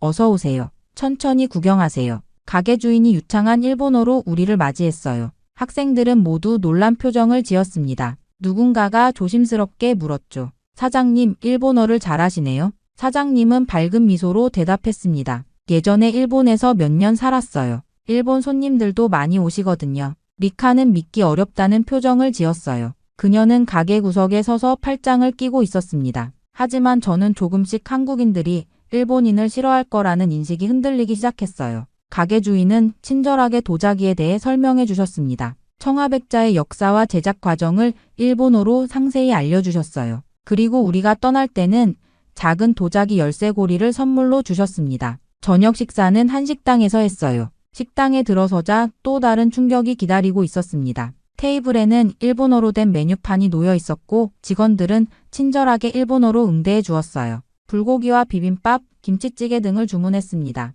처음 먹어보는 한국 음식의 맛에 친구들도 점점 표정이 밝아졌어요. 심지어 리카도 불고기를 맛있게 먹고 있었습니다. 식사를 마칠 때쯤 식당 주인이 다가와 일본어로 물었어요. 맛있게 드셨나요? 주인의 미소 띤 얼굴을 보며 저도 모르게 미소가 지어졌습니다. 호텔로 돌아가는 버스 안에서 유미가 작은 목소리로 말했어요. 생각보다 다들 친절해. 다음날 아침 호텔에서 일어나 창밖을 바라보니 맑은 하늘이 펼쳐져 있었습니다. 어제의 경험으로 한국에 대한 인상이 많이 바뀌었어요. 오늘은 어떤 일이 기다리고 있을까 하는 기대감으로 아침 식사를 마쳤습니다. 오늘의 일정은 서대문 형무소 역사관 방문이었어요. 버스를 타고 이동하는 동안 가이드 선생님이 이곳이 일제시대 때 독립운동가들이 수감되었던 곳이라고 설명해 주셨습니다. 그 말을 듣자 버스 안이 갑자기 조용해졌어요. 서대문 형무소에 도착하자 건물의 무거운 분위기가 느껴졌습니다. 붉은 벽돌로 지어진 건물은 딱딱하고 차가워 보였어요. 여기 좀 무서운 분위기야. 아유미가 떨리는 목소리로 말했습니다. 다른 친구들도 비슷한 표정이었어요. 처음에는 그저 또 하나의 관광지라고 가볍게 생각했던 학생들의 발걸음이 무거워졌습니다. 입구를 지나 내부로 들어가자 전시물들이 눈에 들어왔어요. 좁은 감방, 고문실, 고통 속에서 쓰러져간 독립운동가들의 사진들이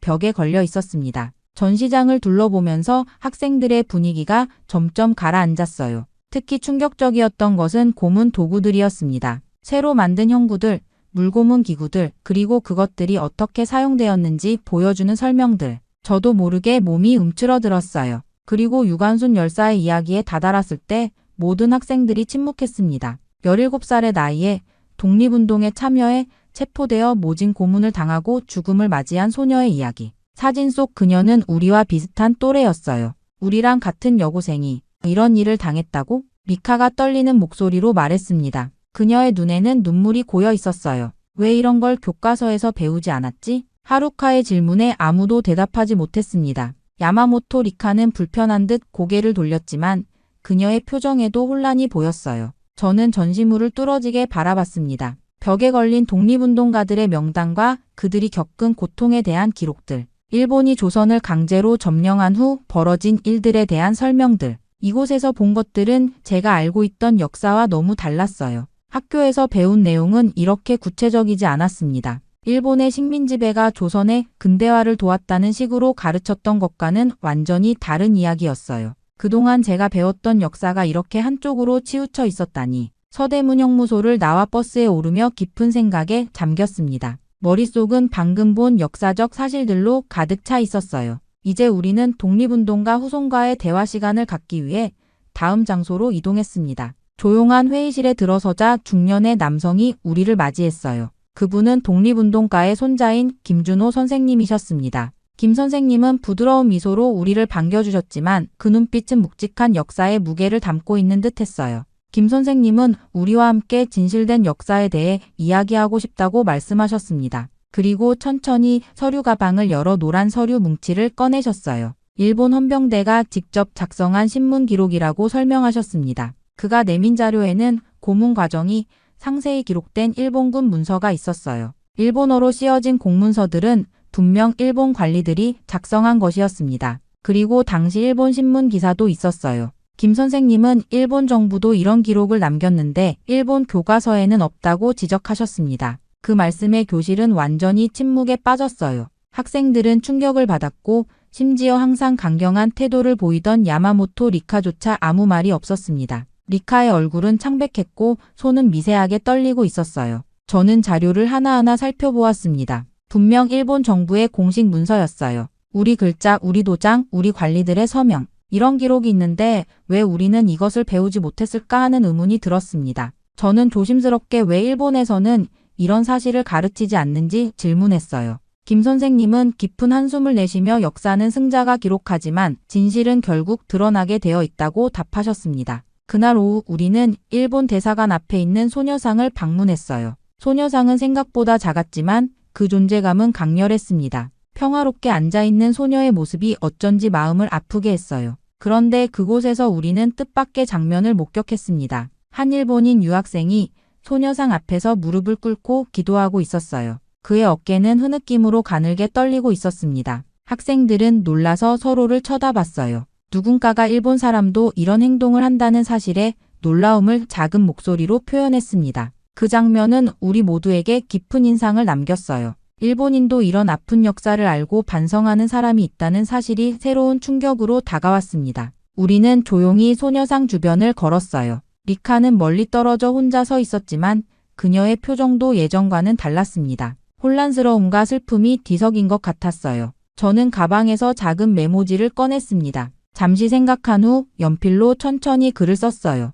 우리가 몰랐던 진실을 알게 되어 죄송합니다. 사토 나나미라고 적었습니다. 조용히 그 쪽지를 소녀상 앞에 놓았어요. 작은 행동이었지만 제 마음속에서는 큰 변화가 일어나고 있었습니다. 지금까지 알고 있던 세상이 무너지는 듯한 느낌이었어요. 그렇게 일본으로 돌아오는 비행기 안에서 저는 창밖의 구름을 바라보며 지난 며칠간의 경험을 되새겼습니다. 비행기가 착륙할 때까지 아무도 많은 이야기를 하지 않았어요. 모두가 자신만의 생각에 잠겨 있었습니다. 한국에서 돌아온 후 저와 친구들은 많은 생각에 빠졌어요. 학교 생활은 겉으로 보면 평소와 같았지만 우리의 내면은 완전히 달라져 있었습니다. 그리고 변화는 바로 나타났어요. 점심시간 교실 구석에서 작은 대화가 시작되었습니다. 미카가 조용히 말했어요. 우리 교과서에 없는 것들이 너무 많아. 하루카도 고개를 끄덕이며 일본이 가르쳐주지 않는 역사도 있다는 걸 이제야 알았다고 덧붙였습니다. 심지어 야마모토 리카조차 예전처럼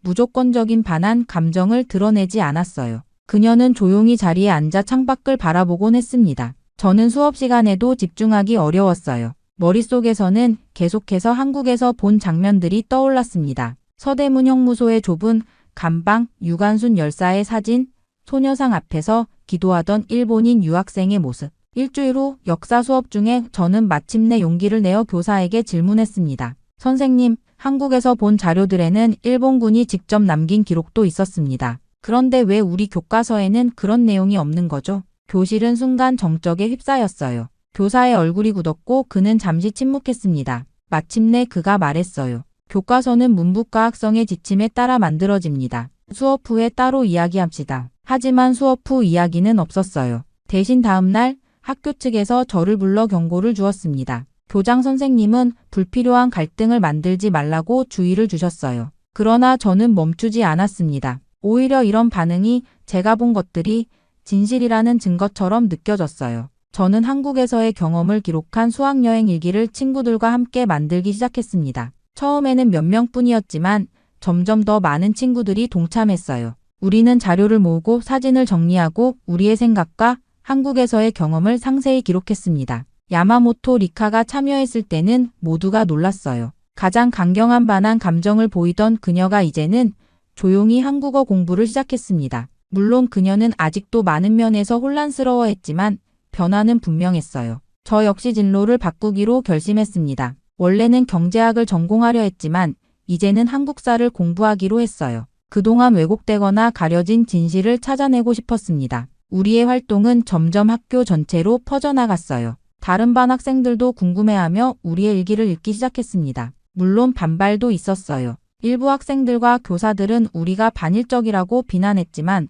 우린 그저 진실을 알리고 있을 뿐이었습니다. 어느 날 방과 후 친구들과 모여 앞으로의 계획을 이야기하던 중에 제가 말했어요. 이건 끝이 아니라 시작이야. 모두가 고개를 끄덕였습니다. 우리는 각자의 위치에서 일본과 한국의 역사를 진실 그대로 알리는 역할을 하기로 결심했어요. 그것이 우리가 한국에서 배운 가장 중요한 교훈이었습니다. 창밖으로 지는 해를 바라보며 저는 이번 여행이 제 인생의 방향을 완전히 바꿔놓았다는 것을 깨달았어요. 때로는 불편한 진실이라도 그것을 직면하고 받아들이는 것이 진정한 성장의 시작이라는 것을 말이죠. 이번 한국 수학여행을 통해 저는 진실을 알게 되었습니다. 우리가 배웠던 역사는 한쪽 면만 보여주었던 거였어요. 진정한 역사는 승자와 패자, 가해자와 피해자 모두의 목소리를 듣고 이해할 때 비로소 완성된다는 것을 깨달았습니다. 한국은 단순한 이웃나라가 아니라 우리가 마주해야 할 거울이었어요. 그 거울 속에서 우리는 부끄러운 과거도